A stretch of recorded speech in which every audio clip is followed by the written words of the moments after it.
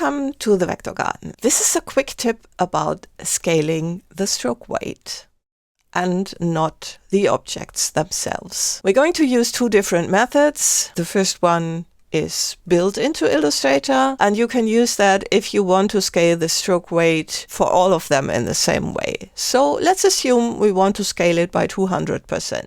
All of the strokes should be twice as thick. To do that, you can go to Object, Transform, and then Transform Each. And in Transform Each, usually you use that to increase the size of objects, but it does not need to be this way. We can also set this to 200%, and they are set to proportionally, but we can just scale strokes and effects and not transform the objects, and then the objects stay the same and only the strokes are scaled. You can do the same with the patterns, by the way. Let's uncheck the preview and you see it's just the strokes that get thicker. Click on OK and you get this. I'm going to undo that. There's another situation, and in that situation you might want to apply a minimum stroke weight.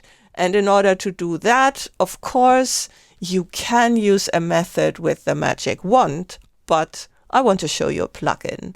The plugin is named Toolshed by Rick Johnson. Let's go here. This is the name, Toolshed. Check out the description of this video for a link to the plugin. And for that, you can select all of them and go to Object, Path. And there we have minimum stroke weight. And you can say that you want them all to be at least 10 points. And now all the strokes that are below 10 point stroke width will get a thicker stroke weight. And the other ones do not get touched. So there are two ways how you can edit the stroke weight, but not the objects.